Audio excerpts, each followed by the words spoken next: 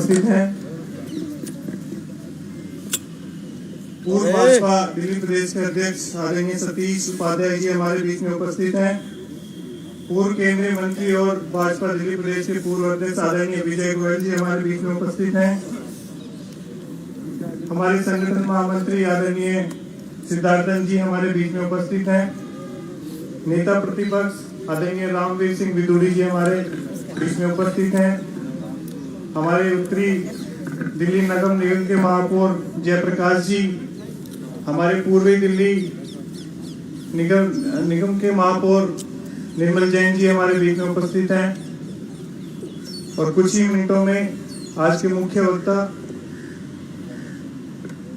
विनय सहस्त्रबुद्धे जी हमारे बीच में आने वाले हैं। इसके बाद हम कार्यक्रम का विधिवत शुभारंभ करेंगे। हमारे महामंत्री दिल्ली प्रदेश के वो भी हमारे बीच में हर्ष मल्होत्रा जी, दिल्ली प्रदेश भारतीय जनता पार्टी के वरिष्ठ प्रदेश पदाधिकारी भी हमारे बीच में उपस्थित हैं। हमारे विधायक अनिल वाजपेयी जी, अजय वर्मा जी, वो भी हमारे बीच में उपस्थित हैं।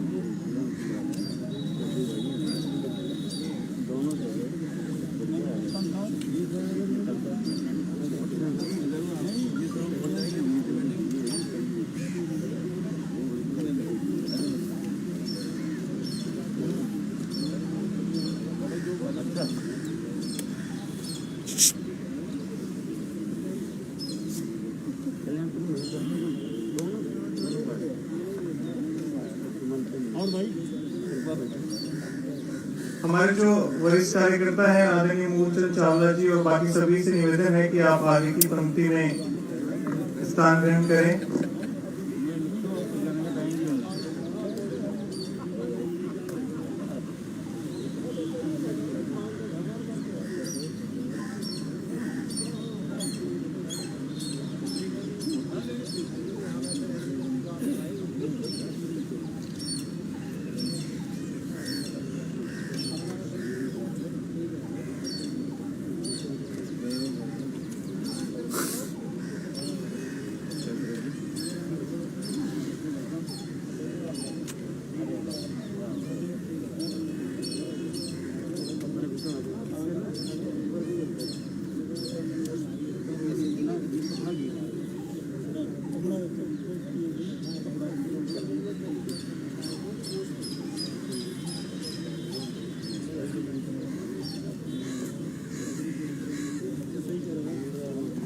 हमारे बीच में आदरणीय डॉक्टर विनय सहस्त्रबुद्धे जी उपस्थित हो चुके हैं। हम आपका स्वागत करते हैं सभी कार्यकर्ताओं की ओर से।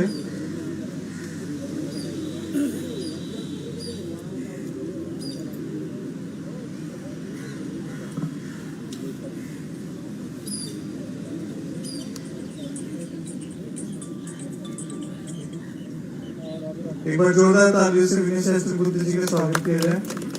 अब मैं सीधे कार्यक्रम को शुरुआत करते हुए आदरणीय विनय सहस्त्रबुद्धे जी, हमारे अध्यक्ष आदेश गुप्ता जी, माननीय मनोज तिवारी जी, डॉक्टर हर्षवर्धन जी, रामवीर सिंह विदुड़ी जी, सतीश उपाध्याय जी, विजय गोयल जी से आग्रह करता हूं कि आप पुष्पांजलि करते हुए और मंच पे अपना स्थान ग्रहण करें। और हमारे महामंत्री आदरणीय सिद्धार्थन जी, आपसे मेरा पूरा सिस्टम मिला दिया। क्या इसको थोड़ा नहीं अजय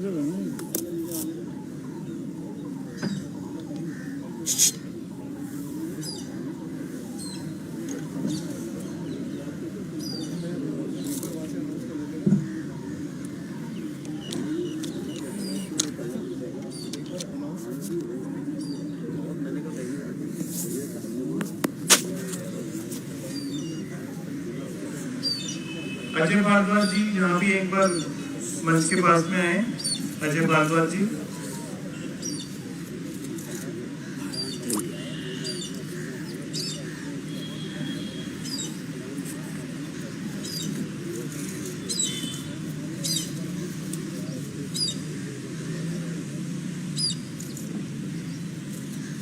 अपना स्थान एक बार दे रही सभी को।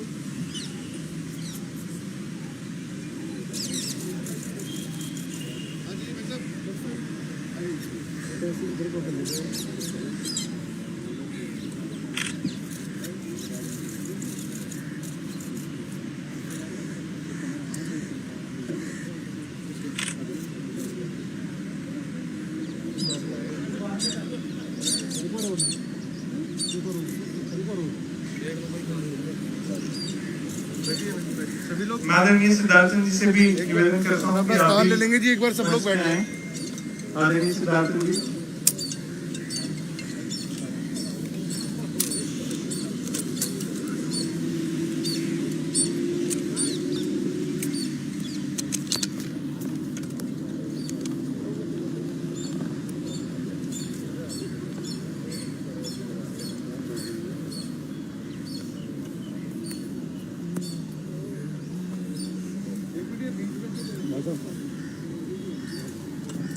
मैं आदरणीय सिद्धार्थ जी से निवेदन करता हूँ कि मंच पे अपना स्थान ग्रहण करें।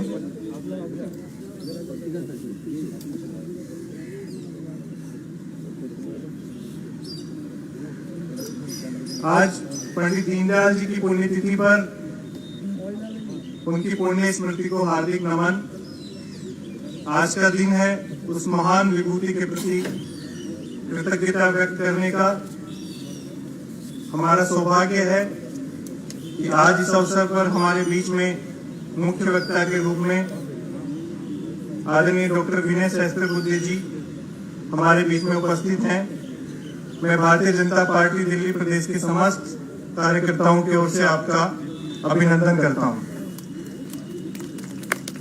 हमारे बीच में हमारे दिल्ली भाजपा के अध्यक्ष, बहुत ही सरल व्यक्तित्व श्री आदेश गुप्ता जी उपस्थित हैं। मैं आपका भी स्वागत करता हूं। हमारे बीच में केंद्रीय मंत्री डॉक्टर हर्षवर्धन जी और भारतीय जनता पार्टी दिल्ली प्रदेश के पूर्व अध्यक्ष उपस्थित हैं। मैं आपका भी हार्दिक अभिनंदन करता हूं। हमारे बीच में डॉक्टर विजय गोयल, हमारे बीच में विजय गोयल जी जो हमारे पूर्व भारतीय जनता पार्टी दिल्ली प्रदेश के हैं, पूर्व में केंद्रीय मंत्री, वो भी हमारे बीच में उपस्थित है। आपका भी अभिनंदन। श्री सतीश उपाध्याय जी हमारे बीच में उपस्थित हैं, पूर्व भारतीय जनता पार्टी दिल्ली प्रदेश के अध्यक्ष। श्री मनोज तिवारी जी, श्री रामवीर सिंह विरोधी जी और हमारे संगठन महामंत्री आदरणीय सिद्धार्थन जी, मैं आपका सभी का हार्दिक अभिनंदन करता हूं।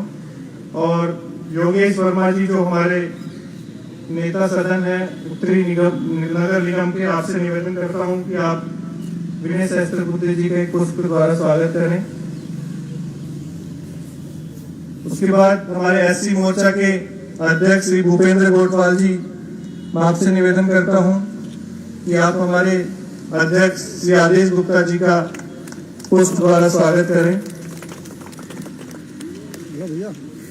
हमारे महिला मोर्चा की अध्यक्ष योगिता जी से मैं निवेदन करता हूं कि आप डॉक्टर हर्षवर्धन जी का पुष्प द्वारा स्वागत करें। हमारे कार्यालय मंत्री हुकुम सिंह जी, आप भी मंच के पास में आए। मैं यहाँ के मंडल अध्यक्ष चांदनी चौक के इस वार्ड जहाँ पे कार्यक्रम हो रहा है, वहाँ के मंडल अध्यक्ष खुशीपाल तोमर हमारे बीच में है। मैं आपसे भी निवेदन करता हूँ कि आप हमारे पूर्व अध्यक्ष श्री विजय गोयल जी का पुष्प द्वारा अभिनंदन करें। हमारे आजीवन सहयोग निधि के संयोजक श्री सुमन गुप्ता जी हमारे बीच में हैं। मैं आपसे भी निवेदन करता हूं कि आप श्री सतीश उपाध्याय जी का अभिनंदन करें।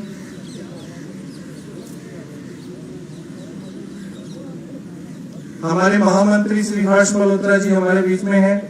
मैं आपसे निवेदन करता हूं कि आप श्री मनोज तिवारी जी का पुष्प द्वारा अभिनंदन करें। हमारे बीच में हमारी मंत्री सरोज जी से निवेदन है कि आप संतोष गोयल जी से कि आप रामवीर सिंह विदुरी जी का पुष्प द्वारा स्वागत करें।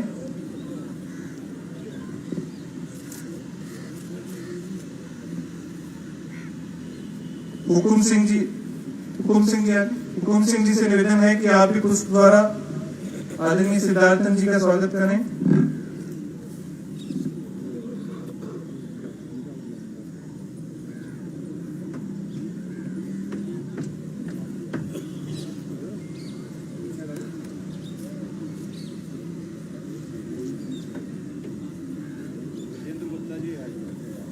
हमारे बीच में विजेंद्र गुप्ता जी भारतीय जनता पार्टी दिल्ली प्रदेश के पूर्व अध्यक्ष हैं। आप भी मंच पे अपना स्थान ग्रहण करें। और आपके स्वागत के लिए मैं गिरीश जी हमारे पूर्व कार्यालय मंत्री हैं, आप श्री विजेंद्र गुप्ता जी का पुष्प द्वारा स्वागत करें। पंडित जी के बारे में विस्तार से तो हमारे आदरणीय नेतागण ही प्रकाश डालेंगे। मैं आपसे इतनी बात करना चाहता हूं कि भारतीय जनता पार्टी एक ऐसी पार्टी है जो एक तय सिद्धांत पर चलती है। उसका अपना एक दर्शन है, पंडित जी के द्वारा दिया एकात्म मानव दर्शन, पूरी तरह से भारतीयता से प्रेरित। पंडित जी ने कहा था कि धन का अभाव या धन का प्रभाव दोनों ही किसी परिवार या संस्था के लिए उचित नहीं है। इसीलिए भाजपा नेतृत्व ने तय किया कि भाजपा किसी उद्योगपति के चंदे से ना चले ताकि हम पर किसी का प्रभाव हो, लेकिन अपने कामकाज में धन का अभाव भी ना हो, इसलिए अपने स्वयं के संसाधनों से उसकी व्यवस्था करनी चाहिए। इस दृष्टि से अपने यहाँ समर्पण निधि के माध्यम से अपनी व्यवस्था सुचारू रूप से चलाने की एक विशिष्ट पद्धति अपनाई गई है। मैं पार्टी के सभी कार्यकर्ताओं से सविनय आग्रह करता हूं कि भाजपा के माध्यम से राष्ट्र निर्माण के इस महत्वपूर्ण यज्ञ में अपने संसाधनों व संबंधों के द्वारा समर्पण निधि में अधिकाधिक योगदान देने की कृपा करें। पंडित दीनदयाल उपाध्याय जी के सपनों के भारत का निर्माण करने में हमारा यह योगदान उनके प्रति श्रद्धा का एक सुगंधित पुष्प होगा। हमने इस बार ये एक सांकेतिक कार्यक्रम ही रखा है।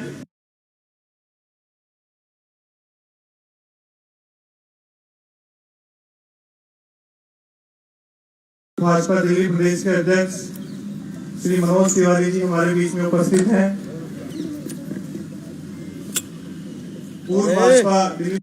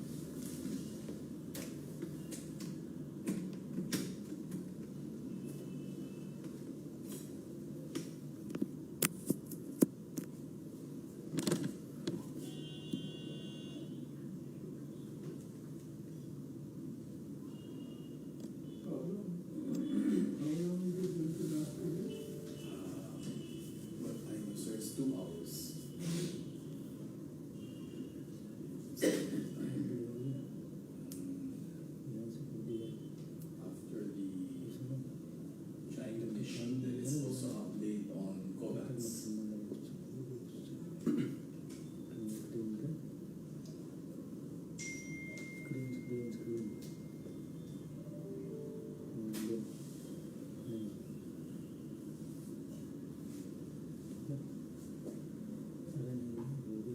I heard that they have cleared.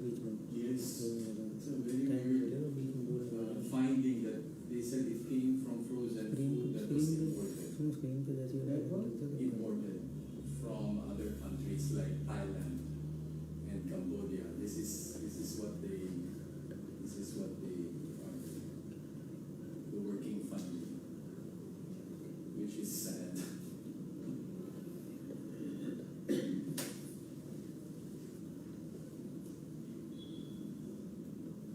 Because if those countries did not was not ground zero, how could they be the origin of that too from frozen food?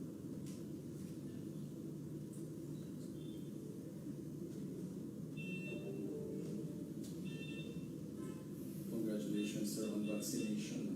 It's going very well. Vaccination, the fastest in the world. And also the polio vaccine is also very high turnout.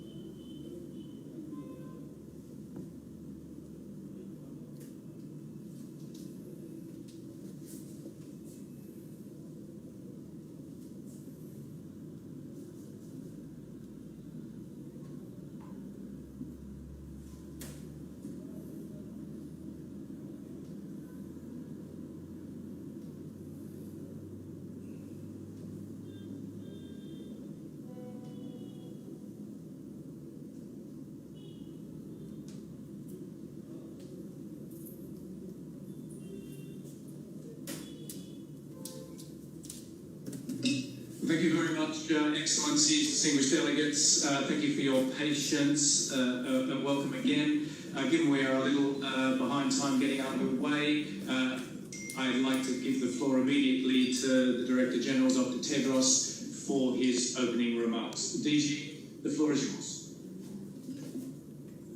Thank you, Tim. Honorable Ministers, Excellencies, dear colleagues and friends, good morning, good afternoon, and good evening, and thank you for joining us for today's briefing. As you know, the independent expert team to study the origins of the COVID-19 virus has completed its trip to China. This was an international team comprising experts from Australia, Denmark, Germany, Japan, Netherlands, Qatar, the Russian Federation, the United Kingdom, the United States of America, and Vietnam. The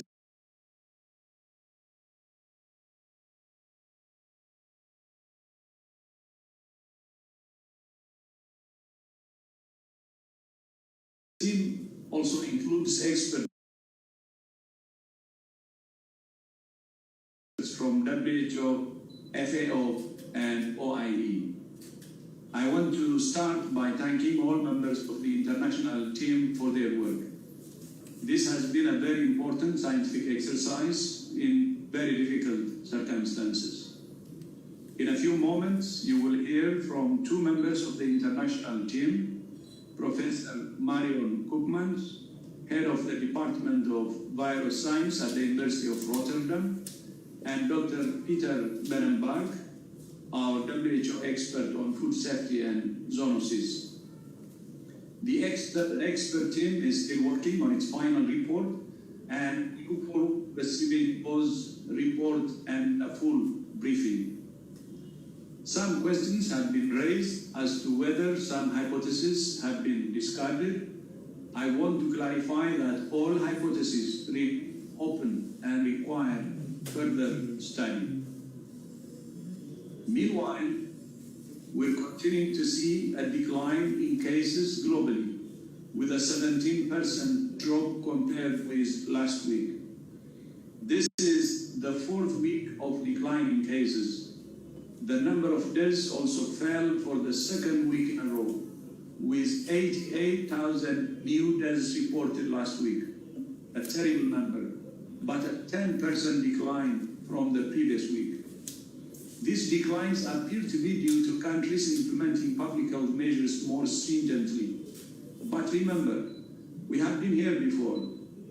Now is not the time to relax measures or for any of us to let down our guard.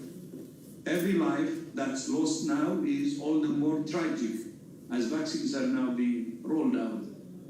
The virus continues to circulate widely and new variants are emerging.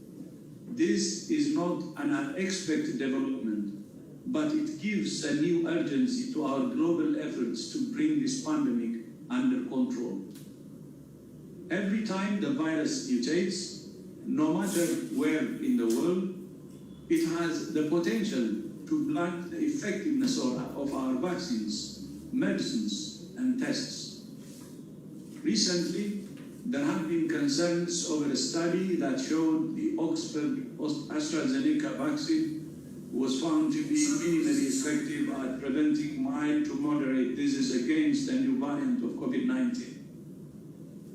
We still do not know if the vaccine continues to prevent severe illness caused by the variant, however.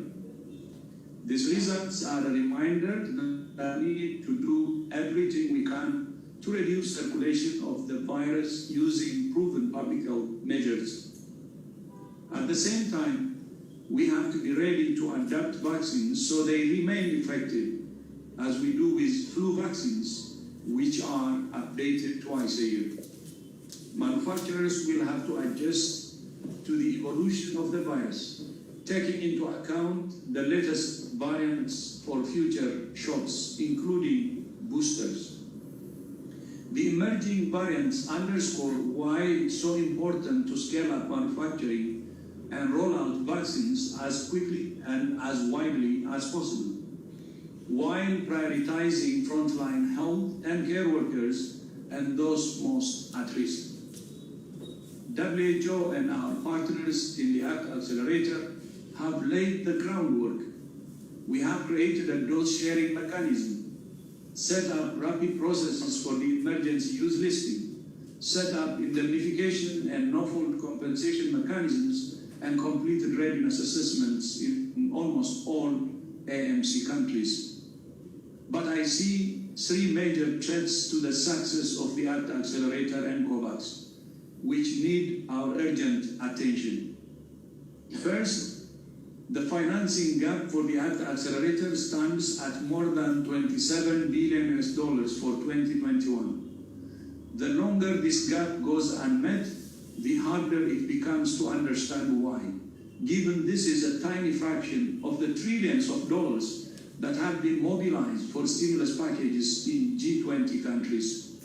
Second, we call on all countries to respect COVAX contracts and not compete with them. Some countries continue to sign bilateral deals while other countries have nothing. And third, we need an urgent scale-up in manufacturing to increase the volume of vaccines. That means innovative partnerships including tech transfer, licensing, and other mechanisms to address production bottlenecks. Yesterday, the pleasure of welcoming the United States of America to the Access to COVID-19 Tools Accelerator. We're glad to have their support and involvement, and we look forward to their partnership in ensuring that all countries enjoy equitable access to vaccines, diagnostics, and therapeutics. Finally, on Sunday, a new case of Ebola was reported near the city of Butembo in the Democratic Republic of the Congo, in the same area where a previous outbreak recently occurred. Yesterday, another case was confirmed. Both sadly have died. Thanks to the enormous capacity built during the last outbreak, provincial health authorities now have significant experience in responding to Ebola and in preventing transmission. Vaccines are being sent to the area, and WHO has deployed a rapid response team to provide support to local and national authorities. More than 200 contacts have been identified. We hope vaccination will begin this week. Excellencies, thank you once again for your continued engagement. We look forward to your comments and questions. I thank you. Kim, back to you.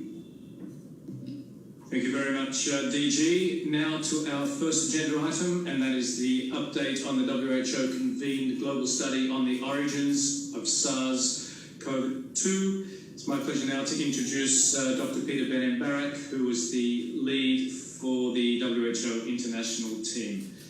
Peter, the floor is yours.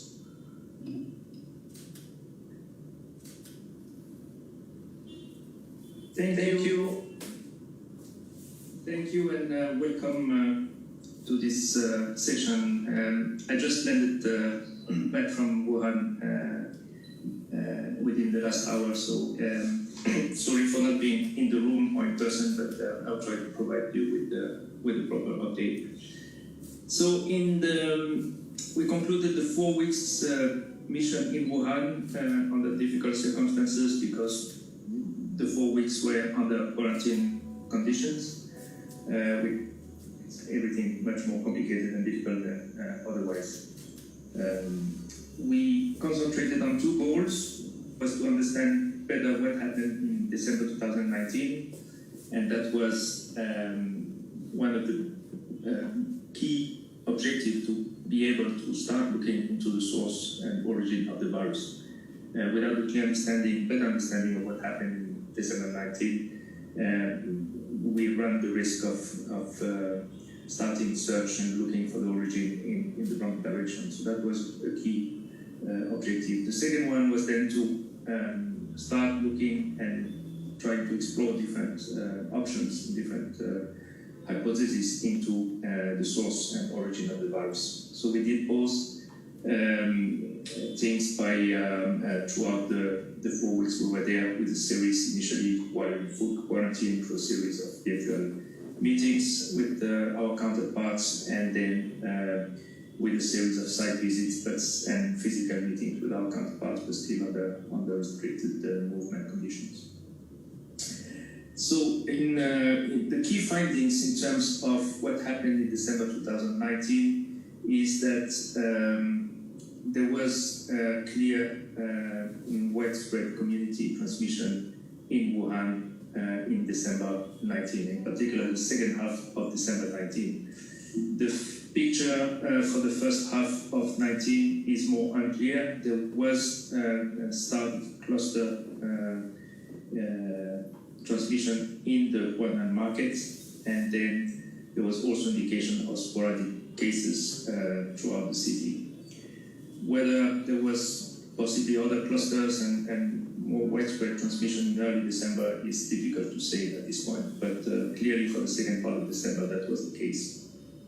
That was also reflected by the sharp rise of excess mortality in mid and third week of January, consistent with a widespread transmission already at the end of December and early on. We also look for evidence of transmission prior to December 19 in Wuhan and elsewhere in the province and neighboring provinces. And the conclusion is that we couldn't find any sign of large outbreaks of something that could look like COVID-19 in Wuhan or elsewhere in the months before December 19, and that covered October, November, and December 19. This being said, there could potentially have been, and probably was, a number of sporadic cases in Wuhan and potentially elsewhere, but detecting sporadic cases of a disease like COVID that has such a widespread type of symptoms is I would say almost impossible. But but there are still avenues that can be explored to try to find earlier cases. So we have identified a series of new studies that will help us try to identify cases prior to December 2019. Together with Chinese experts and based on their analysis and their review of individuals presenting with symptoms that could look like COVID-19 cases, identified through their different surveillance systems, whether it's ILI, fever surveillance systems, flu, etc., did not, according to their analysis, did not yield any individuals who would fit the case. So therefore, we identified also another promising avenue, which will be to look at samples from the Wuhan blood bank, and we could potentially do the same with other blood banks in the province and elsewhere. The Wuhan blood bank has some 200,000 samples covering 2019 and all the way to the end of 2018. And these have been secured. There is otherwise a natural expiration for these samples. They are destroyed after 2 years because they may be used for litigation purposes and therefore have an expiry life. There will be difficulty and limitation in how to do that because current regulations do not allow easy testing of these samples for any purpose apart from use for litigation purpose. But everybody felt that that was a good avenue and a good project to look at. So the samples have been secured and will be proposed to be included in such a future study. Otherwise, there is still search for other biological material that could potentially be tested or looked at for sign of the presence of the virus, and these will also be looked at in the coming months. In terms of the market, what happened in the market in December 19, the market was showing sporadic cases already the second week of December and the third week of December, and after that it was a much more widespread presence of cases in the market showing a local transmission. This is also backed by comparing the sequences, genetic sequences of the cases, of some of the cases in the market, and showing that these are very much alike and therefore consistent with the theory of cluster spreading over several days and weeks in December in the market. The cases outside the market with no link to these particular markets, or no reported link to that market, are typically showing sequences that are slightly different than the ones in the market, with a link with the market, and therefore indicating again possible different circulation and different transmission chain throughout the city. The market was mainly trading in frozen aquatic products, seafood and the like, but also meat products, and a dozen of vendors were also trading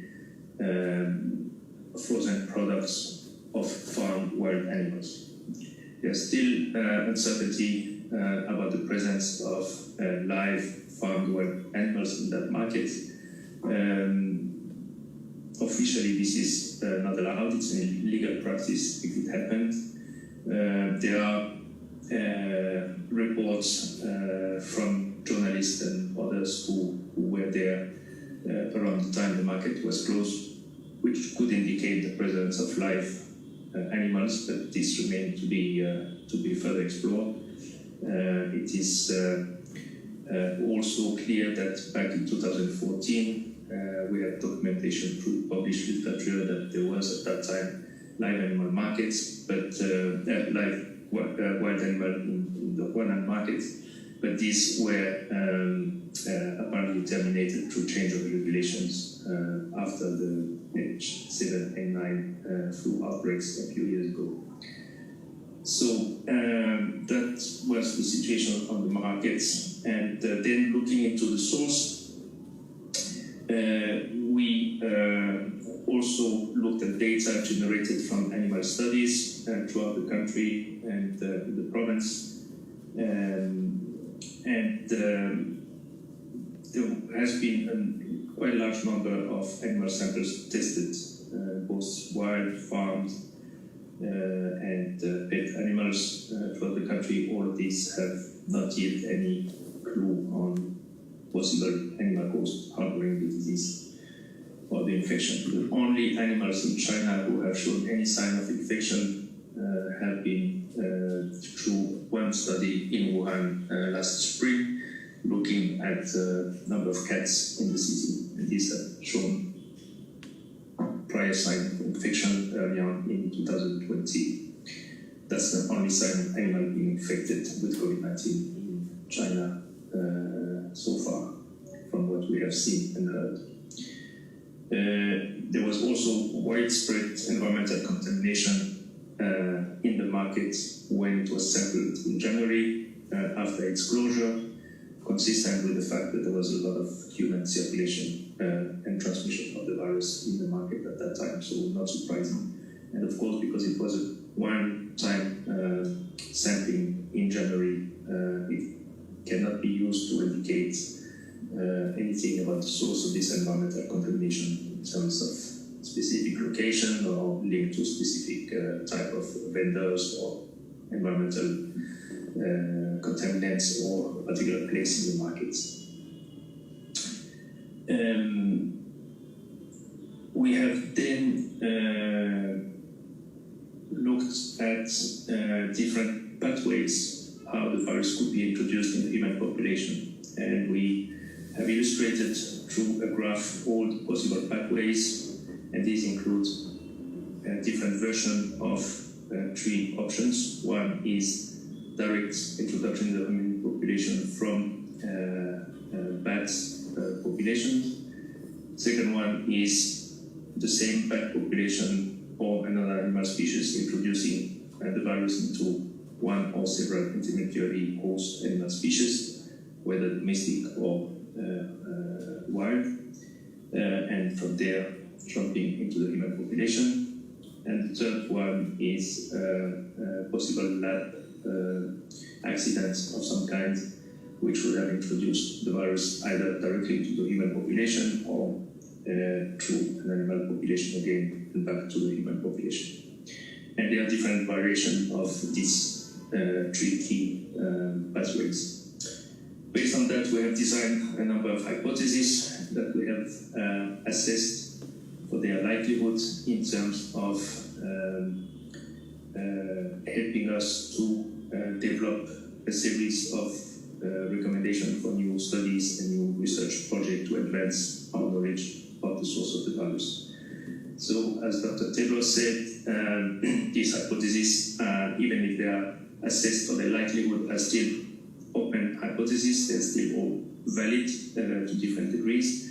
They're just used to help us to better guide and prioritize the studies we feel would be useful to conduct based on our new current knowledge.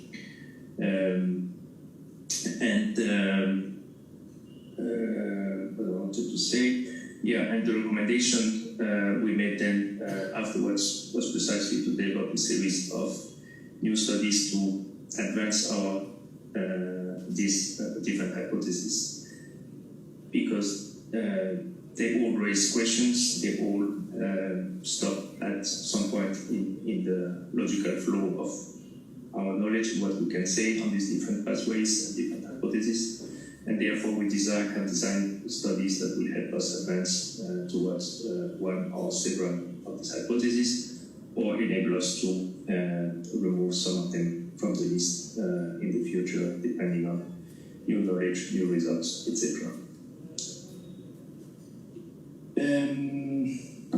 I will then now turn to my colleague Mariam Kuppens, who was one of the group lead. We were working 3 different groups on epidemiological issues, molecular epidemiological issues, and on animal environmental issues. She was one of the 3 leads, and did very well the rest of the team who is still traveling back home to their different home countries. Mariam, over to you for additional comments.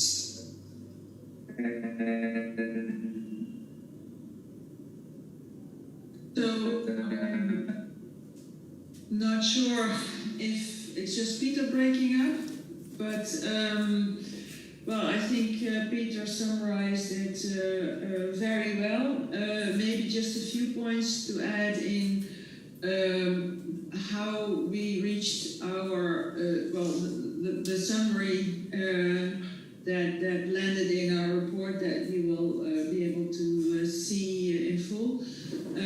So this was based on a combination of activities. So since the formulation of the terms of reference for this mission, a series of studies have been recommended, and they have initiated in China, and that has involved quite substantial amount of work, particularly in 2 areas. One is the testing of tens of thousands of different types of animals. The second is the review of charts from patients retrospectively, down selecting from 70 or 97,000 possible cases over the months before December, which was done through teams of clinicians from 233 healthcare centers. So that's really been a massive amount of work. So we, as a team, were then presented with the findings, and we have discussed them. We have suggested alternative ways of reanalyzing the information, and we've added analysis from work with scientists on the other side on the genetic data, and particularly spent substantial amount of time in trying to combine the information from the different studies, because that, I think, really was the added value of a mission of this type, putting all the pieces of the puzzle together. So, and I think, so that's, I think, important to say. And other than that, no, Peter has summarized, I think, the essentials very well.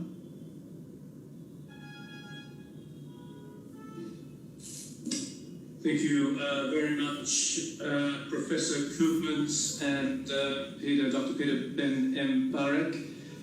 Now is an opportunity for member states to make interventions in relationship to the presentation. Peter and Professor Koopmans will be available for responses. So I'd like to now hand the floor to Jude Asai, the moderator for today's session. As per usual practice, please, member states, raise your hand in the Zoom platform, and Jude will then take read your name for your questions and comments. So Jude, over to you, please. Thank you very much, Chair. I recognize the United Kingdom to be followed by the US. UK, you have the floor, please.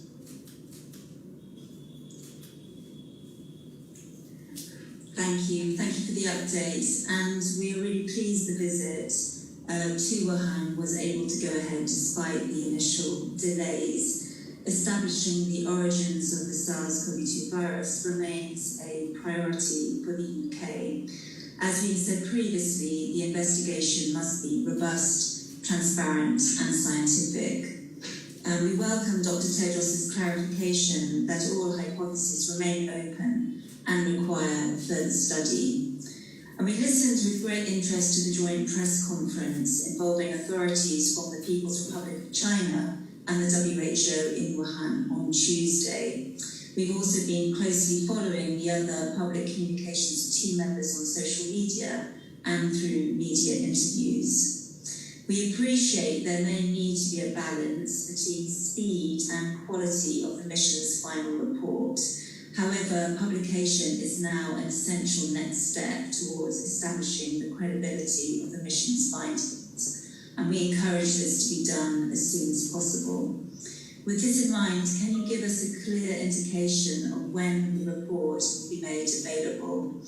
We're also interested in understanding more about the extent to which the study into the origins of SARS-CoV-2 has been conducted jointly between the People's Republic of China and the WHO.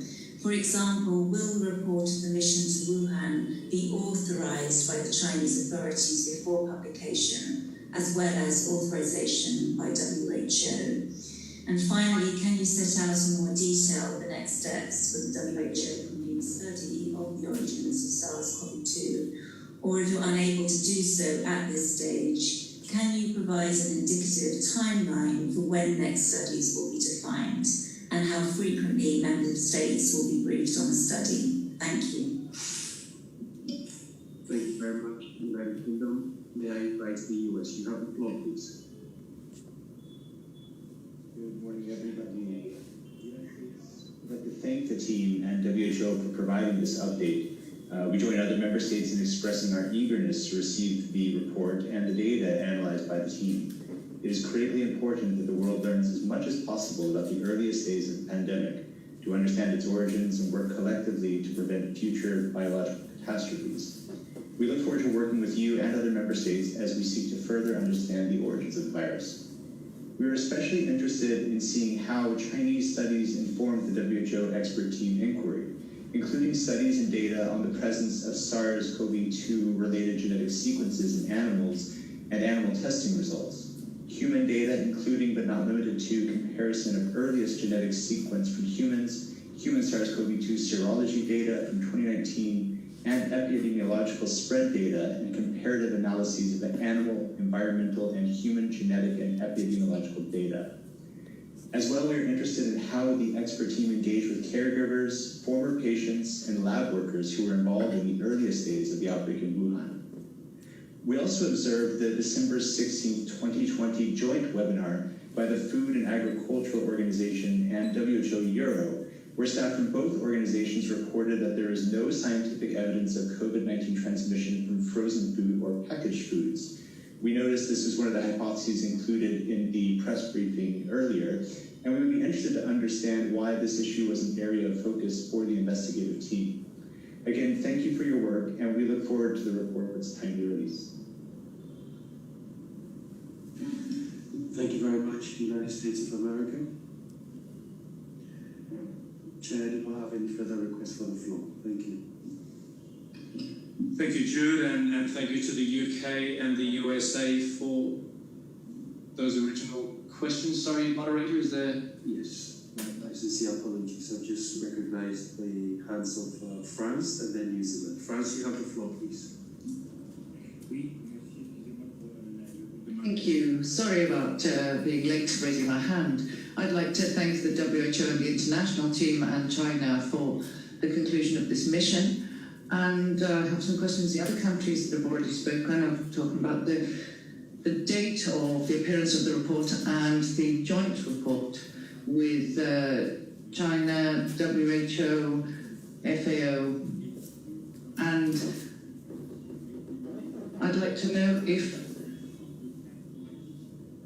the studies relate to the sporadic cases that appeared, and if they link to the hypothesis of the link to the market in Wuhan.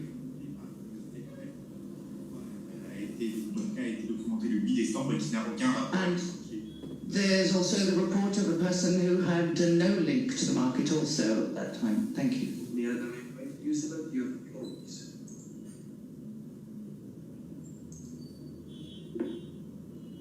Thanks very much, Jude, and very much thank you to the panelists for the information provided today. I have a couple of quite specific technical questions from Capital, which I'm hoping the team can help with. Firstly, did the investigation shed light on the number of coronaviruses in animal populations in the wild? And has the team's work shed any light on how many of those viruses are potential human pathogens?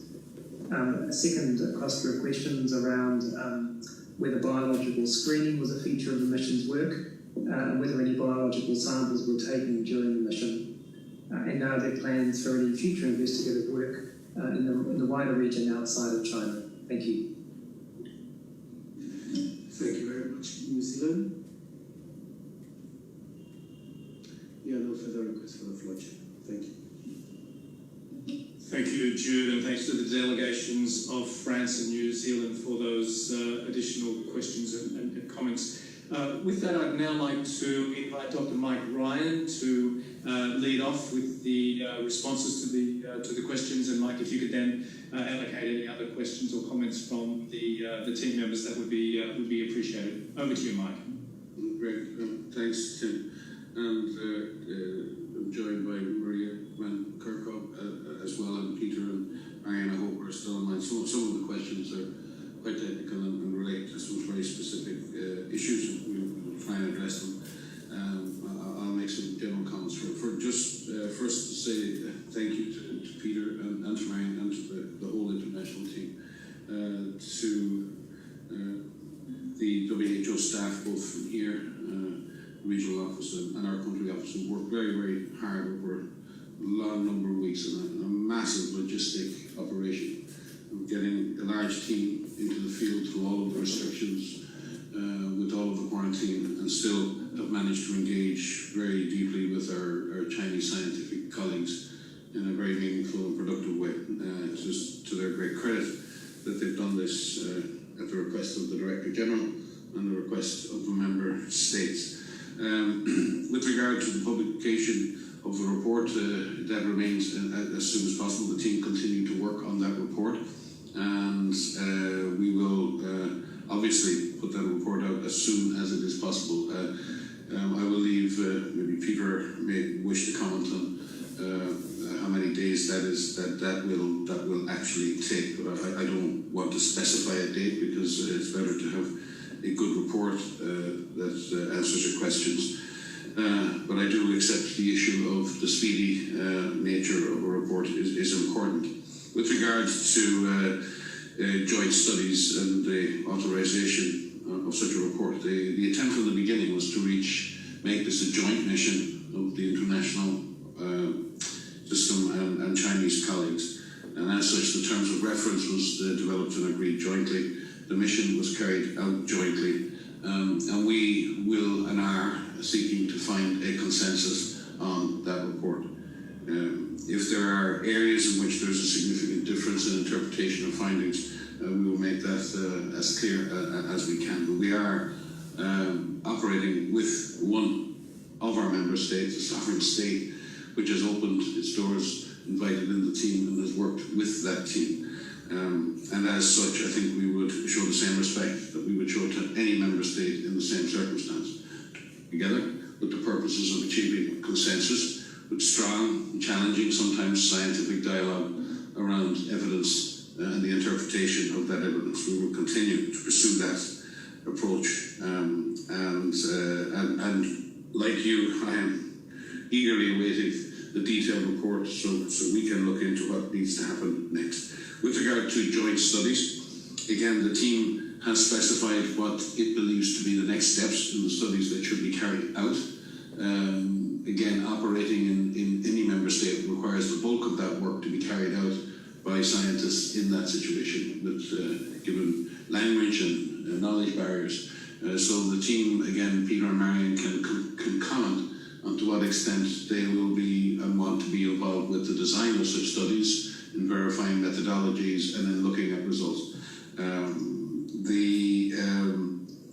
The issue raised regarding transmission risks and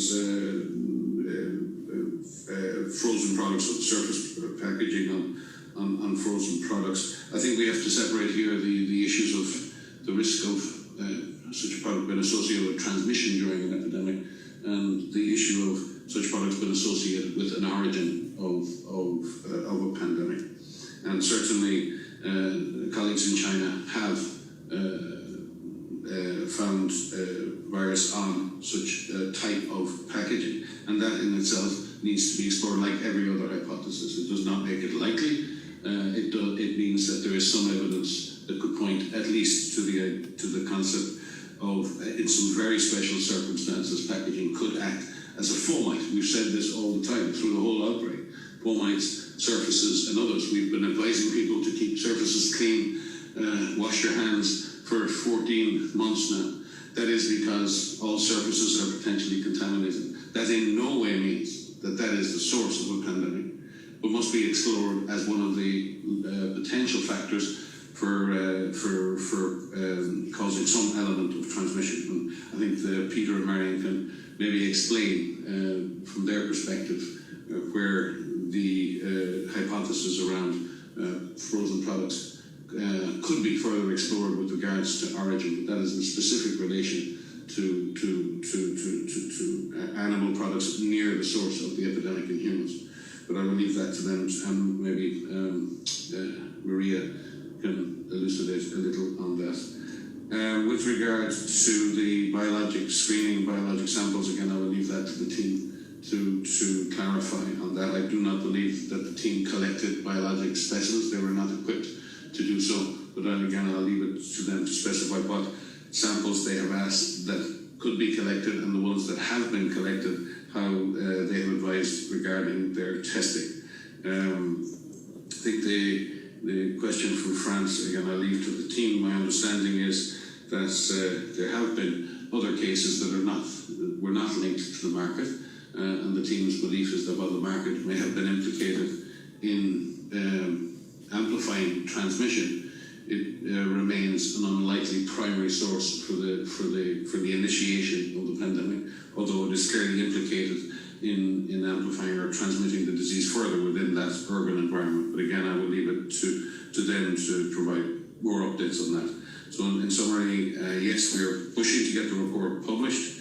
We will work as hard as we can towards a joint report with consensus on both sides, respecting our hosts and the work that they have done, but at the same time reserving the right to reserve on anything we feel that cannot be agreed at this time. With that, I'll maybe first go to Peter and then maybe Marion and Marie. Peter?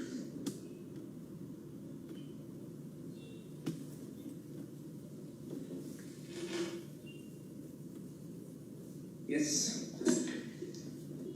Thank you, Mike, and thank you for the questions.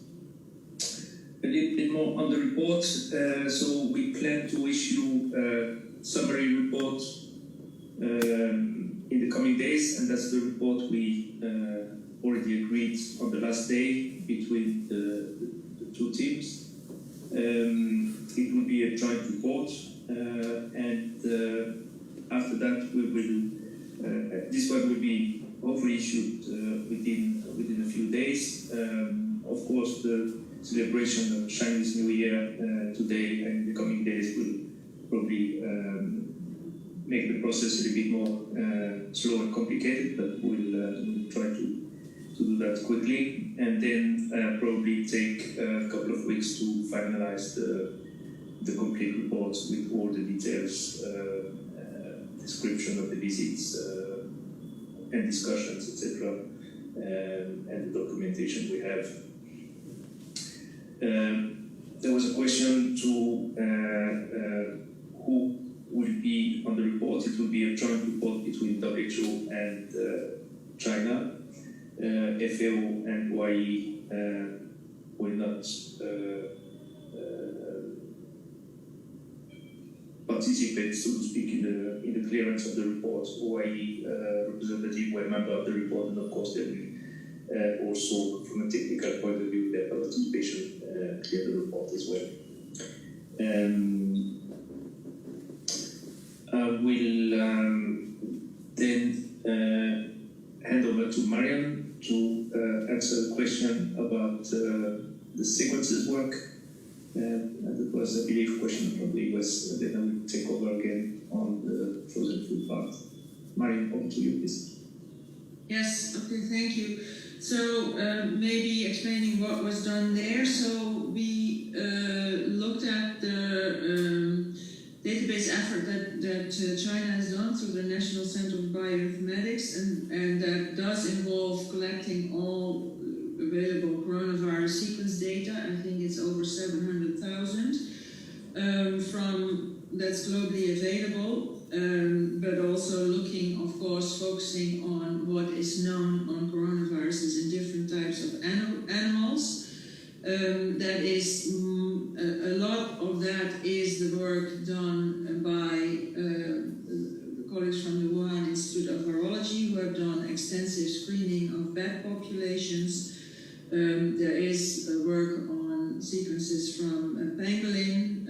There has been, while we were in China, a publication or draft publication from Cambodia, and just yesterday another one from Thailand, and all that information was looked at but leads to the conclusion that there still is the most likely ancestor is a bat virus, but there is a gap in time and in similarity.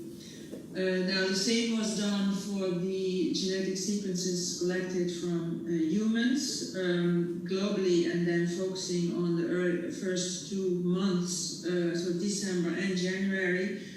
And for the China part, we then selected that down to the data from patients with onset of illness in December, and that was linked with the epidemiology database. Now that seems like a simple endeavor, but it in reality is not.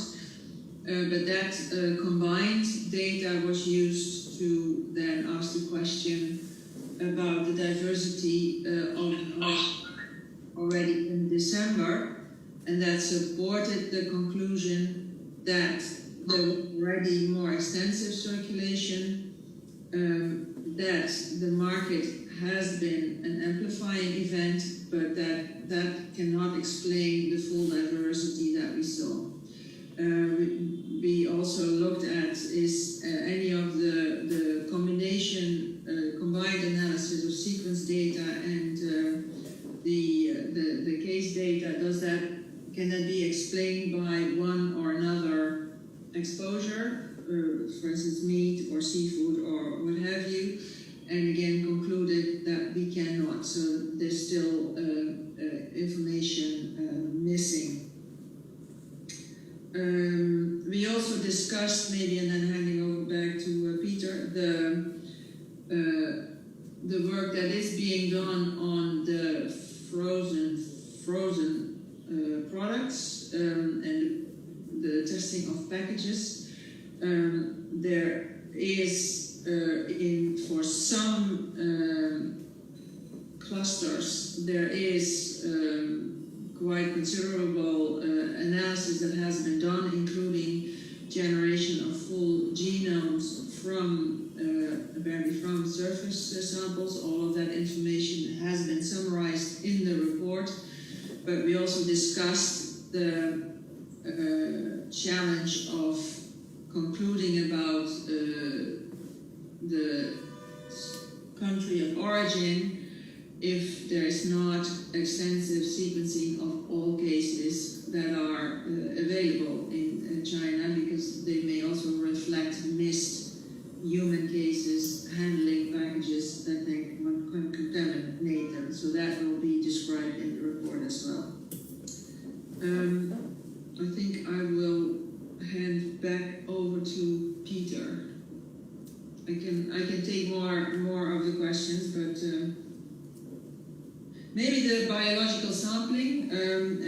So there was quite extensive testing of animals done that was presented. So we did not collect biological samples. That was done by the teams in China, as that's what I meant by saying the work was based on the terms of reference discussions in the summer and has been taking place since then. So they have screened, I think it's close to 30,000 samples from wild and domesticated animals. And that includes, we've seen presentations, and that all of that will be summarized, finding a range of other coronaviruses, known animal coronaviruses, so testifying to the capacity to be able to capture coronavirus circulation. But none of that did not yield any virus related to SARS-CoV-2. So now I'll hand over to Peter. Thank you, Marian. And to continue on the frozen food question first, it's clear, and I think there is full agreement that there is no evidence of any transmission of the virus through food. That's clear. Food act as a fomite, meaning as a surface, and can the transmission happen through handling contaminated frozen surfaces? The reason frozen goods are of interest is because we know that the virus persists much longer on frozen surfaces and in frozen conditions than and on conditions found in that type of supply chain. With regards to temperature, humidity, and light conditions, these are environments where the virus would persist for days, weeks, and perhaps even longer. It's clear that the studies that have been done so far, so the reports from China so far, on their very rare findings of contaminated products.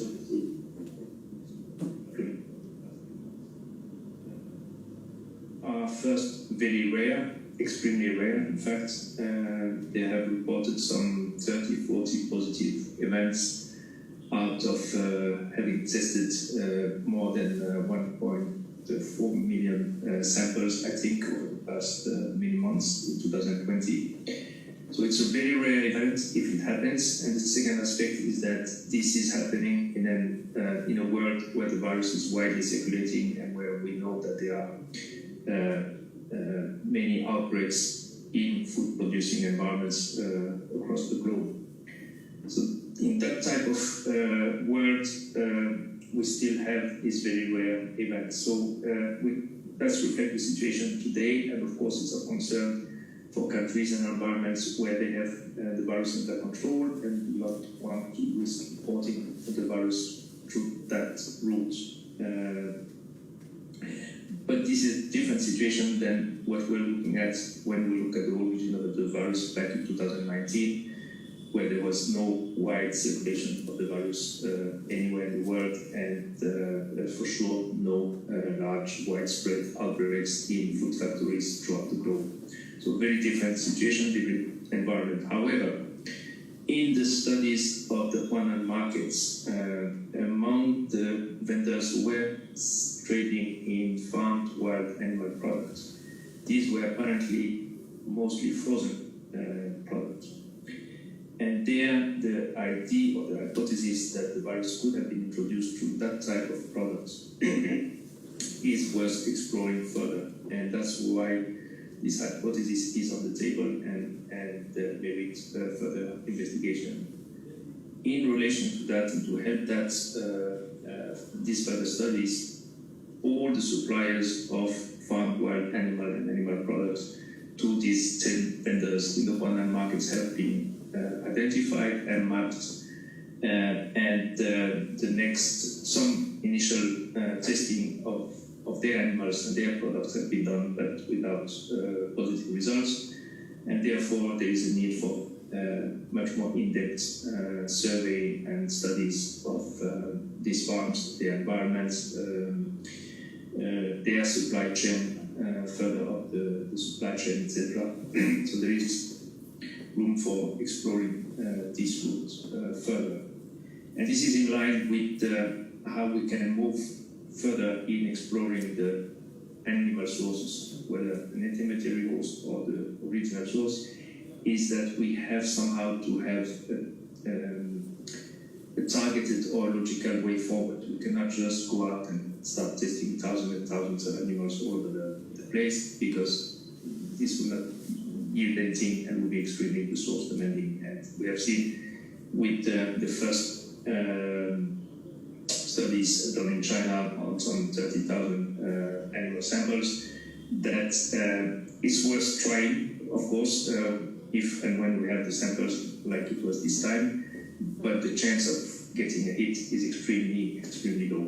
And the only thing we can conclude from these studies is that there was and there is today no wide or very wide circulation of the virus in the animal populations surveyed. But it doesn't tell us much more than that, and could potentially still have the virus circulating in very specific areas or animal populations. And therefore, we need to continue to explore these two areas. And then there was a question also from the first cases and whether we had spoke to them. Yes, we spoke to some of the victims, with somebody who, a young doctor who lost his wife as well, and some of the initial doctors, or the doctors who took care of the first cases detected. And we also spoke to one of the first cases, confirmed cases, and this did not yield dramatic new information, because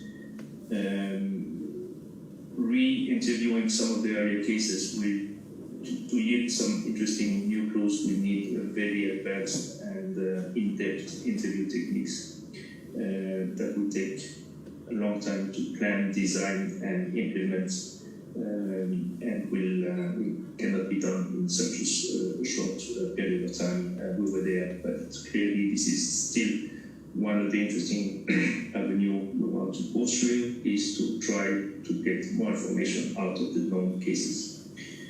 The first cases we don't set on the 8th of December, with no link to the Wuhan market, and some of the other early cases in December Wuhan market. Some of them have linked to other markets, but probably half of the population has linked to any market. So again, that type of link is difficult to use when we're talking about early sporadic cases. And the first cases of the 8th of December, through this current had also linked to other wet markets. It's really difficult to conclude anything on this, because they need to be individually much more investigated in depth through specific interview techniques. And we should remember that December 2019 are severe cases. At that time, we didn't know how the disease looked like, and with the knowledge we have built since, we know that around severe cases there are of course many mild cases and asymptomatic cases, and these were never picked up or identified at that time or through retrospective studies. So we know that there are many more unknown cases in December, and maybe these are making the links between the different cases we know about and that we can't link to each other for the time being. So there is still a lot of work to explore in there.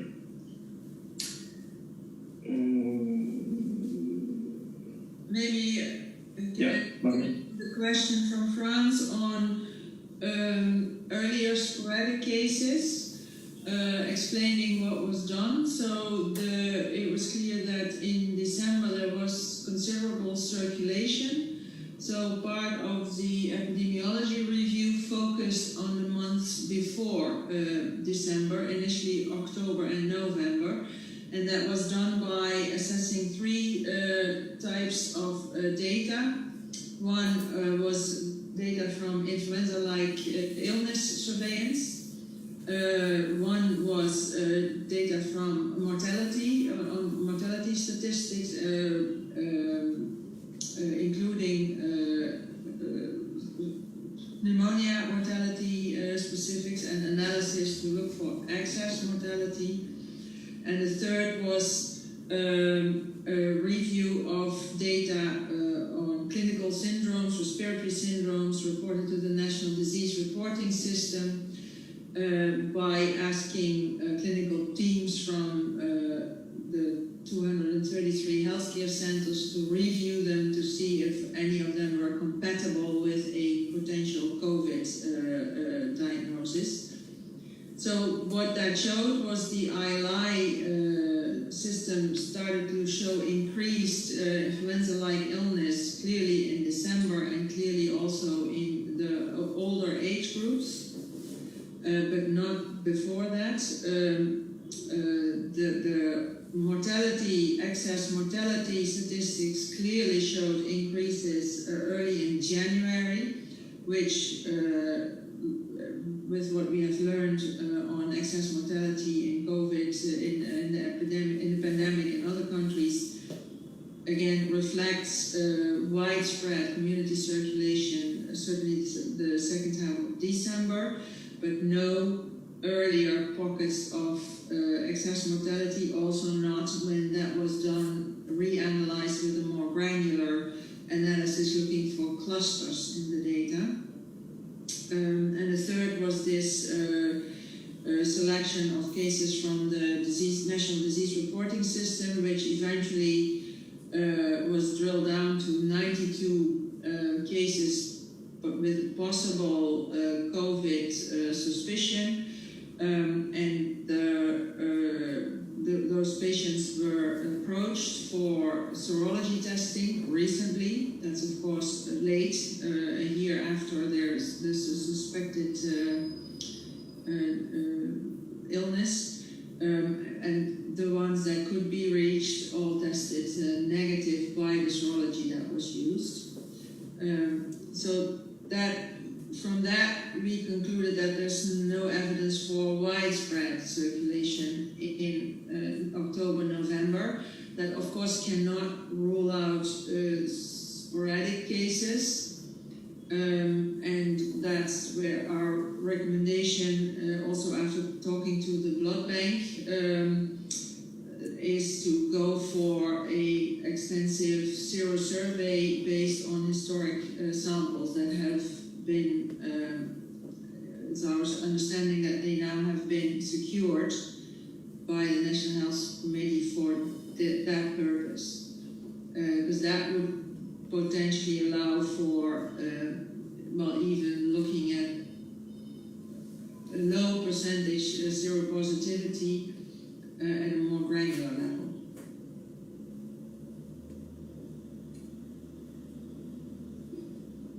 Back to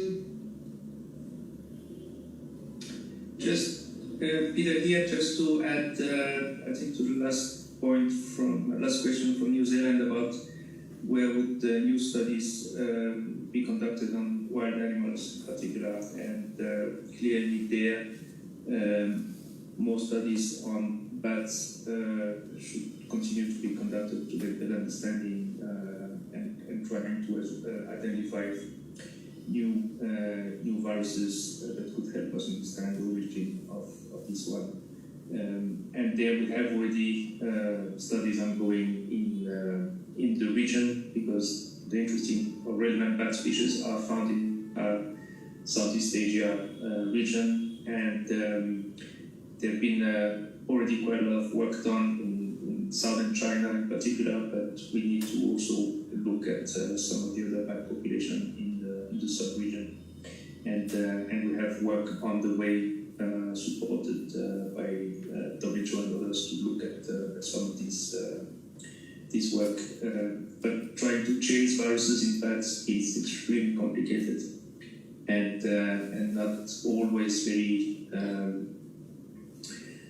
positive in terms of yielding quickly results. And that's due to the biology of interaction of viruses and bats. There are seasonality issues and there are relatively low prevalence among bats, and working with bats is, of course, not an easy task. So these studies are resource intensive and slow in being implemented. So we shouldn't expect worries. Thank you. Over to you. Thank you very much, Marian and Peter, and I add my thanks for you joining the member state briefing right off of an airplane. We felt it was very important to brief the member states. One quick thing from my side is just to clarify that there will be two different reports. There will be a summary report, as Peter mentioned, that we hope they will be able to issue in the coming days, but there will also be a longer report, a more full, comprehensive report. We don't yet have a time frame on that, but I just wanted to clarify to the member states that there will be indeed two different reports. Back to you, Tim. Thank you, Dr. Maria Van Kerkhove, for that update. I understand that there are at least one more member state wishing to take the floor. China, you have the floor. 谢谢 Tim. Thank you, Tim. 我想为了表达准确。 In order to express myself accurately, I'd like to speak in Chinese. At the outset, I would like to thank the WHO for organizing today's information session and to inform all member states of the joint mission this time. As the host nation, together with the partners, we have listened carefully to the statements made by various delegates. We would like to make our own statement. Firstly, I would like to thank all the experts from the WHO, Peter Ben Ambrook, Dr. Peter Ambrook, as well as the expert from the Netherlands, Madam Koopman, for their detailed introduction. I would also like to thank them for their hard work to participate in today's meeting right after their plane from China. If I'm not mistaken, on the 9th of February, they held a joint press conference with the Chinese side. The press conference contained detailed information which is of great significance, and I hope certain delegates, if they wish to know more detailed information on this issue, perhaps should listen to this joint press conference, to the views expressed by experts from both sides. The joint mission is led by the WHO in accordance with the resolution of the WHA. And this mission was conducted under the leadership of the Director General, Dr. Tedros, as well as the support from many member states. Just like Peter Van said in the joint press conference, our daily work, more than a dozen of experts have been conducting various work. However, behind the scene, there are many other personnel who have also provided support to this mission. Therefore, when it comes to its conclusions or findings, it's the collective result rather than just the result from China or a few experts, but the joint result from the international community under the leadership of the WHO as a part of the work in tracing the source of the virus. Just like what we said at the joint press conference, there are many important conclusions of this mission. Some of the mission conclusions and findings are conducted in phases. For example, there are lots of hypotheses. In accordance with the joint statements made by the experts from both sides, some hypotheses are extremely unlikely. Under such situations, it means that we will no longer invest further in resources and energy in these issues. However, other issues, we will continue to conduct our efforts. What kind of issues we should continue to conduct work or not, it is not up to us to have a say on these issues. It's up to the experts. Therefore, we're looking forward to the upcoming report, which might contain information on the role played by cold chain food packaging. And I believe detailed information will be contained in the upcoming report. It doesn't mean that it's up to a number of countries which like this information not to have a say on this issue. Therefore, energy should be focused on scientific data and scientific results. Lastly, I would like to reiterate that the tracing of the source of virus is a scientific issue. Many clues, reports, and studies recently have suggested that the outbreak had emerged at various locations in the world as early as 2019. Therefore, the trace of the source of the virus is touched upon many locations, not only in China, but also other places in the world. Therefore, the trace of the source of this virus is a work that should be done at the international level. This mission is the Chinese component of the project, and the Chinese government has provided significant support in this regard. Of course, the support should also be mentioned from the WHO's side, as well as the effort made from other countries. As the next step, China will continue to maintain our transparent attitude to maintain close communication with the WHO and other experts. At the same time, we hope other countries, in particular the countries which raised the questions just now, they can also look at this issue from a scientific attitude and to actively involve in the trace of the source of the virus and provide their scientific information to jointly protect the health and safety of human life as a whole. Thank you. Thank you very much, China, for that intervention.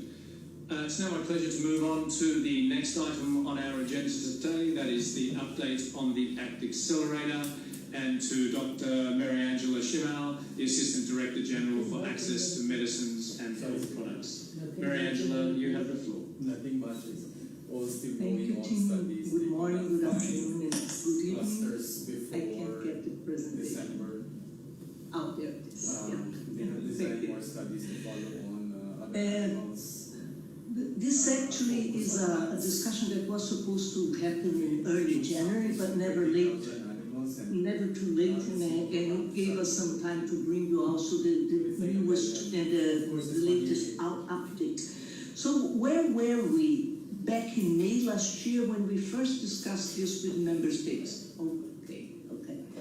Why, at the time we were discussing why was an allocation mechanism necessary, and remember that we went through we were foreseeing that we would have a limited number of doses available, right? That supply and demand would be unbalanced for 2021.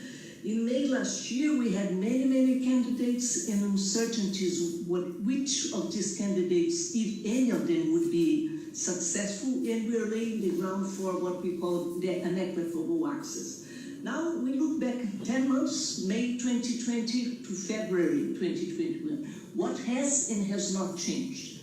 What has changed? The first is that the facility, the COVAX facility that was designed and organized during the last year, is facing global competition and constraints over supplies, and we have the issues of bilateral agreements between countries and manufacturers for a considerable amount of doses. We have that out of the COVAX vaccine candidates, some clinical trials have ended positively, and some vaccines were authorized for emergency use, either by, we have the global authorization, Pfizer and soon the AstraZeneca in Korea and AstraZeneca and the SII by WHO, and we have many countries authorizing other vaccines for emergency use. And you have heard last week, we spoke about it, that vaccination has started in 75 economies as of February 10th. But what has not changed? What has not changed is the need to ensure that countries have access to doses without having to go into individual agreements with different manufacturers and regardless of income level. This remains the core of what we call an equitable allocation. Where are we now? You know, what are the latest developments? What are the next steps? A communication was sent from the facility on January 29 to participants indicating expected AstraZeneca SK Bio from Korea in SII supply until June 2021. We call that an indicative information, indicative allocation. We're going to go a little bit more how we are dealing with the actual allocation from now on. We have an expected emergency use listing for these two AstraZeneca-derived vaccines by mid-February. The first allocation round will allocate 3 products, Pfizer, SII, and AstraZeneca SK Bio, and will be announced before the end of February. And to avoid that we have, you remember that one of the principles we had that we wouldn't have idle doses, and to make sure we speed up operations to distribute vaccines. A small amount of early doses will be available as soon as we have the emergency use listing to serve participants that are ready as soon as possible. And these doses will be part of the allocation communicated and deducted for future purchases. So how is this? Just to remind you, you've seen this, we do have the two AstraZeneca vaccines that are part of this facility. The Serum Institute of India is going to have its final assessment by WHO Technical Advisory Group for the emergency use listing on the 15th of February, which is Monday. And the SK Bio from the Republic of Korea will have its assessment this Friday. Right? So we are expecting the emergency use listing of these two vaccines now in the next few days. We already mentioned this, we have the teams in China assessing Sinopharm and Sinovac. They are both at advanced stages of assessment of the dossier, but unfortunately due to the quarantine in China, they only started the inspections this Monday. But let me say we also are very grateful because the companies will be opening for the inspections during the Chinese New Year's holiday. And we are in advanced discussions with Moderna, J&J, Novavax, and also with Gamaleya. And the good news about Gamaleya is that yesterday they started to upload their dossier to WHO website. So how is this going to work? How is it working actually? Right? First of all, remember that we have several different things happening at the same time. The country preparations are happening, the global regulatory approvals are ongoing, and we have to move the procurement with UNICEF and PAHO, and it will result in those being shipped to countries. So this is a very complex environment where one step depends on the other, but we are moving them as quickly as possible and as much as possible in parallel. So that as soon as we have the emergency use listing by WHO of any of the vaccines, the other pieces are already in place and we can hit the ground running. Of course, we may have changes in supply, and we are having different information from the manufacturers over time. There are manufacturers' challenges in providing the doses. You're seeing that, but we will keep you informed as we move. And then how does it work between WHO and Gavi? Remember that we do have the COVAX facility, which is run by Gavi.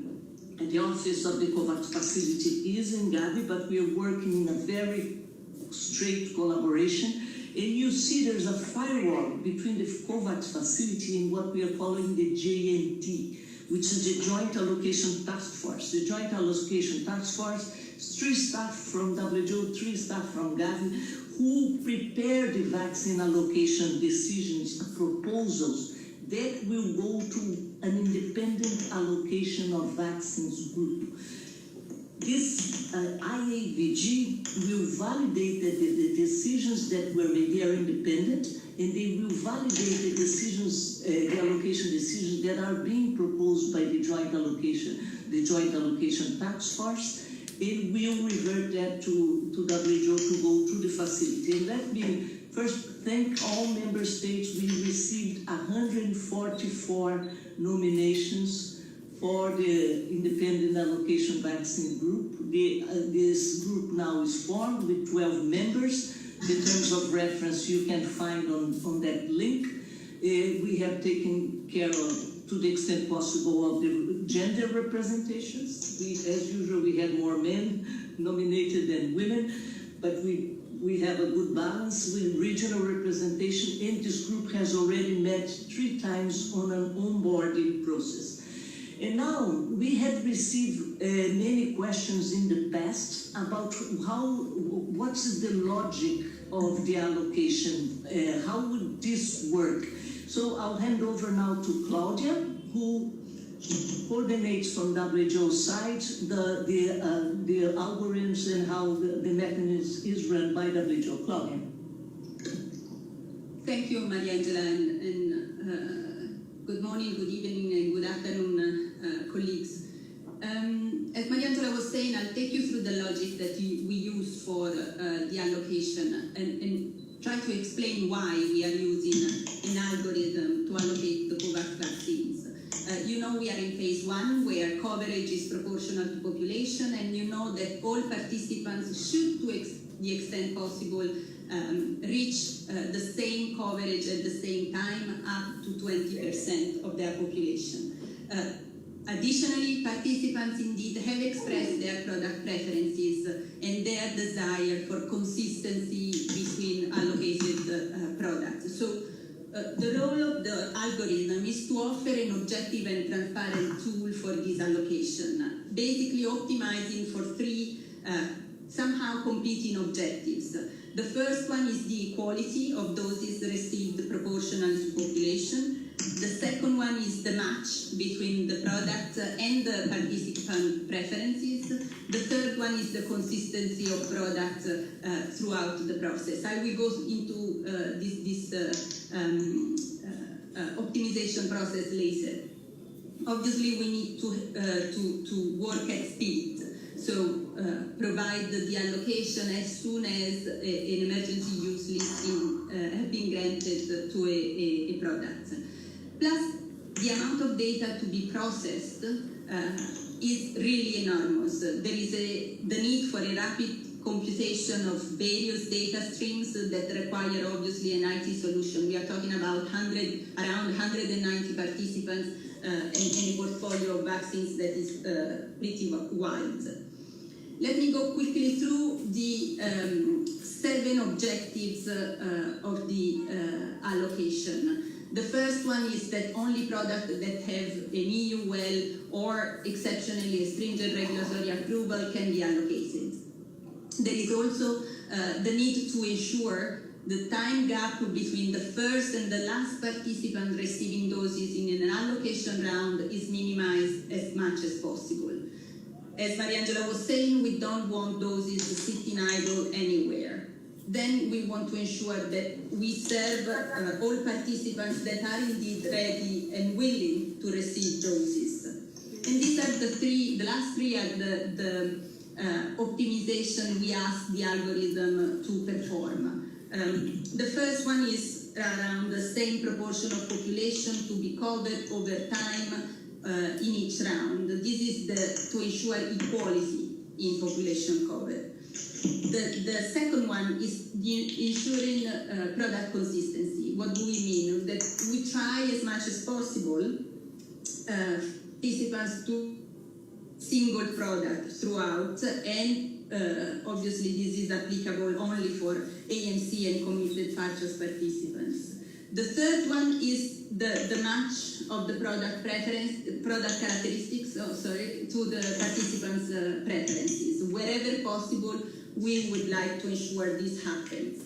So these three principles, three key objectives, require a setup in the allocation logic that consists of 5 simple steps. The first 3 steps can be considered as pre-processing. The first one helps to establish the supply forecast. So UNICEF, the COVAX facility, PACO revolving fund will help us to understand the vaccine supply volumes and obviously the product characteristics. The second one is the establishment of the demand constraints, and this depends on participants' agreement, so participation models within the COVAX facility. The optional purchase participants will decide whether to opt in or out of certain deals, country readiness, and potentially specific vaccine destination constraints that may limit the distribution of certain products. The third one is the establishment of the demand envelope, so the minimum and maximum volumes that each participant can receive. And they depend on the minimum shipment sizes, on again the model of participation and the percentage of population that participants want to cover through the COVAX facility, and especially for optional purchasers, the pro rata share for each deal.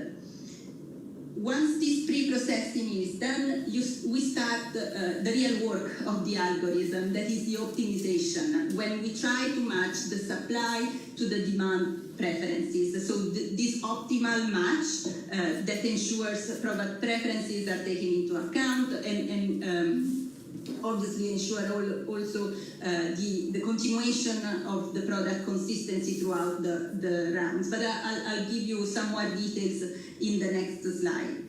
The final step is the sequencing of the shipment process. So let's see how this works. The optimization looks at these 3 principles and objectives: equality, product preferences, and product consistency. The algorithm trying to minimize the difference in percentage of population covered between participants in every round, obviously with exceptions like small population participants or rata share for optional purchase participants. It also tries to maximize the match between the product preferences expressed by countries and the product allocated to those countries. And the product preferences are along 12 characteristics. Basically, they look at the platform, like if this product is an activated one, if it's a viral vector or an mRNA product, the regulatory status, the cold chain requirements. All participants have expressed their preferences along these 12 points. The last one is trying to maximize product consistency. Well, this obviously tries to serve participants with consistently one product. We know it will not be always possible. However, the algorithm looks at the history of allocation to that country and tries to continue with the same product. There are exceptions, again, for those participants, for example, that have expressed in their vaccine information form or vaccine request form that they would prefer to receive products quickly rather than wait for products that are better matches to their preferences. And let me conclude with just a quick snapshot of the process that we will follow for every allocation round. Mariangela was mentioning the Joint Allocation Task Force. this task force is jointly set up by Gavi and WHO, and is the one that launches officially the allocation round, is also the one that reviews the output of the algorithm and ensures a vaccine allocation decision proposal is sent to the independent allocation of vaccine group that Mariangela presented. This group will indeed review the data and the proposal made by the JAT and will validate it, sending it off to the Deputy Director General for sign-off. Once this has been done, the formal approval is reached. This VAD, vaccine allocation decision, will be transferred to the COVAX facility for implementation. And this means that UNICEF Supply Division, PACO Revolving Fund, or the self-procuring participants will be able to start issuing purchase orders and start shipping to countries. It's a process that seems long, however, it takes just 2-3 days for the overall process review, double review from the JAT perspective and the IAVG perspective to be completed. Yes. Sumia, over to you for the last slide. Thank you, Mariangela and Claudia. If you can just advance to the next slide.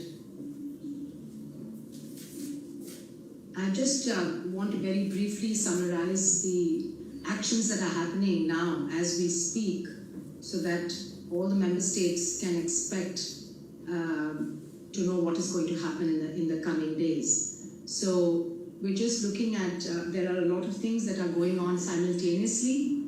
Could we just go to the deck? Could you put up the slide that was sent, just the one slide by Dr. Aylward? I think it's on a different deck.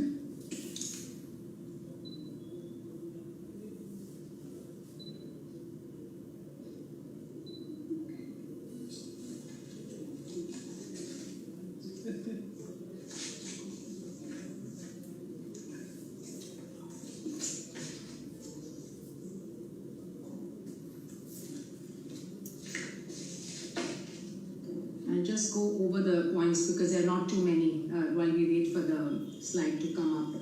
So essentially the actions that are happening are in 5 areas. First is the regulatory and pre-qualification.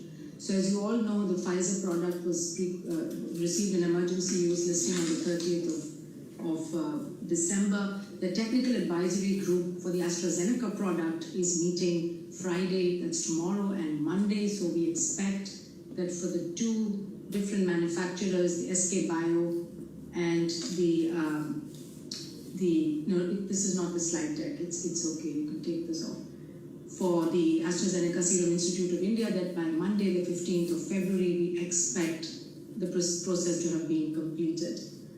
On the policy and guidance, as you know, SAGE has already provided guidance on the Pfizer and the Moderna products, and yesterday, the SAGE released interim recommendations for the use of the AstraZeneca product. And we had a member state briefing as part of the COVAX facility to go over what it means. There were a lot of questions from everyone, especially with relation to the variants and the age groups.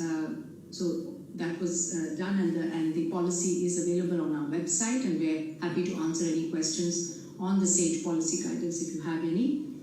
Then on the country readiness and preparedness, obviously, thanks to all of you who have met the deadline and provided the national vaccine deployment plans. These are being reviewed, will be on a rolling basis. It will be completed over the weekend so that by the 15th, by Monday, we have a good idea of which countries are actually ready to deploy vaccines, because it's important that the first shipments go to countries that are fully prepared. We would encourage you again to execute the indemnity and liability agreements with the manufacturers of the AstraZeneca vaccine that are going to be supplying to yourselves, and the earlier this is done, the shorter the time between the purchase orders being sent and the delivery. On the vaccine volumes, we had, as Mariangela had described, already provided to you an indicative allocation of doses of the AstraZeneca vaccine for the first half of this year. What we will do is provide the member states who are going to get the first wave of supplies early next week with what you can expect and when. And the full allocation mechanism for the doses that will start flowing from March onwards will follow the allocation procedure as was just described, and this will start happening during the week of the 22nd of February. So you, by the end of the month, you will also be receiving the information on the next tranche of vaccine allocations. And finally, we are doing all of this in parallel at the same time in order to ensure the most rapid delivery of vaccines, and the 15th is the date when we will turn the switch on, hopefully, so that the manufacturers will start sending vaccine doses, shipping them to countries, and UNICEF and PAHO are coordinating the scheduling of these deliveries on behalf of the COVAX facility. So with that, I will turn it back to the moderator to see if there are questions from you that we can take, and Dr. Kate O'Brien is available as well to take questions on the SAGE guidance. Thank you.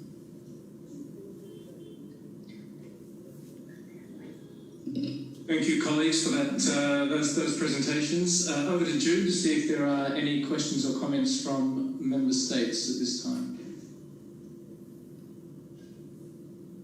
Thank you, Chair.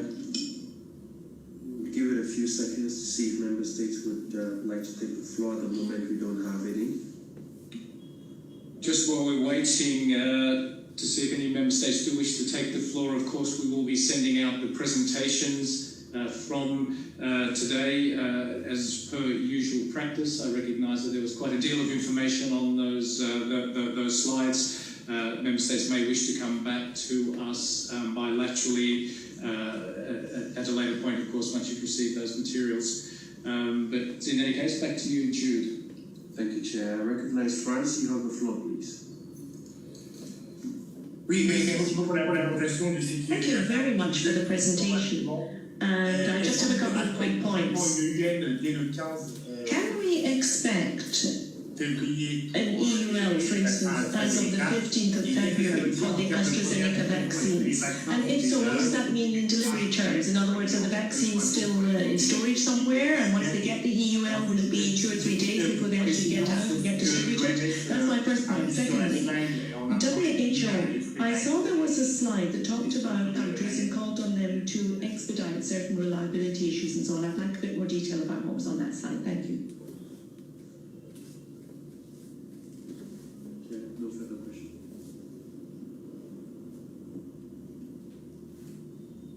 Let me start. Thank you, friends, for the question. Let me start, and Dr. Sumet, Dr. Kate can complement. First, on the emergency use listing by WHO as the trigger for this initial allocation of the AstraZeneca sites, it is because these two sites, the Serum Institute of India and the SK Bio from Republic of Korea, are the sites that will provide to the COVAX facility. We know there was the equivalent of an emergency use authorization in the UK earlier in the year, but that's for the UK site, because the characteristics of the AstraZeneca is that it's producing in 8 different manufacturing sites. So although we are able to use the core data for all sites, we still need to receive the comparability and the manufacturing practices and everything from each of the sites that propose to be used on a global distribution. So what we have done is really to pull all the processes very much together, right? We've finalized the Korean site has just been authorized by the Republic of Korea National Regulatory Authority. yesterday, right? We are working together with the authority. So, but at the same time, as we had in sight that the WHO's external technical advisory groups will be meeting on Friday and on Monday, we have already started the processes with UNICEF and the other partners, right? So these are all running parallel. Once we have the decision formalized, everything falls into place. So it's extremely important to make sure that these things run and run fast as we are trying to get those 2 countries the fastest way possible. And on these 2, just for clarification for the colleagues in France and others, for these 2 vaccines, the AstraZeneca vaccines, WHO received the full dossier from Serum Institute of India on the 15th of January. Okay? And we received the last information for the AstraZeneca site in Korea on the 29th of January. So these are processes that are running really, really fast. When we ask countries to, and we are asking manufacturers and countries to support that as well, to expedite providing the information, because without some critical information, it's impossible to assess a dossier for any vaccine, right? What do I say by critical information? What you get out on when you have a phase 3 clinical trial, it goes well, it shows you the efficacy, and it shows you the safety. Then you need to pull everything together and see if the product is being manufactured with the good manufacturing practices. So that's the quality assurance piece that needs to come together. And that's why sometimes we do have delays with companies providing the information to WHO so that we can start doing the assessment in a very fast manner and issue an emergency use listing if appropriate, and then serve the COVAX facility. And as I mentioned in my presentation, we are very advanced with 2 other vaccines, which is the Sinopharm and Sinovac vaccine. We have started to receive the information now from Gamaleya, the Sputnik 5. We have advanced conversations with other producers as well, and in the case when what we call an stringent regulatory authority, like the European Medicines Agency, with WHO has legal agreements to do abridged assessments, we do together, so we don't duplicate efforts. So that we are expecting to have probably mid to end March an assessment completed for Johnson & Johnson as well. Thank you. I don't know if the colleagues want to go. Just on the other point about the regulatory preparedness, I think we have a list of things that we've told countries they need to be prepared for, and one of them is regulatory approval.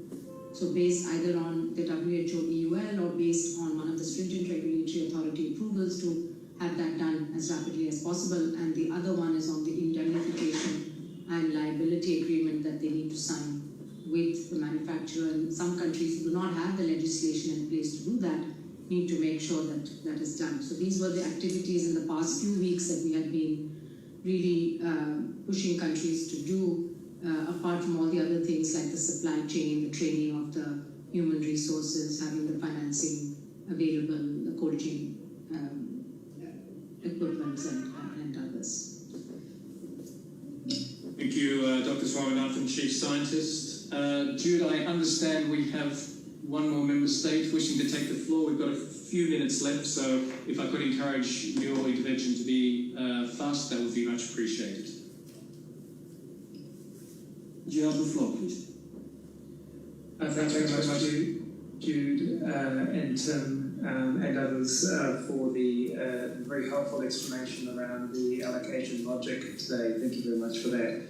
I'm interested if you can give a little bit more insights into the learnings and insights from the first round of allocation decisions by the Joint Allocation Task Force and IAVG, including, I wasn't quite clear how the algorithm and the weighted objectives played into that decision-making process. So any further insight you can give to how that works in practice and its first hot use, if you like, over the last couple of weeks will be very useful. Thank you.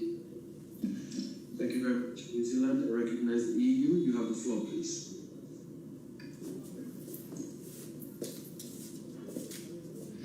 Thank you and good afternoon, colleagues. Sorry for coming in so late. It's just a quick question looking forward, because once this rollout starts, we can also expect a lot of misinformation circulating. Does the COVAX facility or WHO envisage setting up a pharmacovigilance system? All right.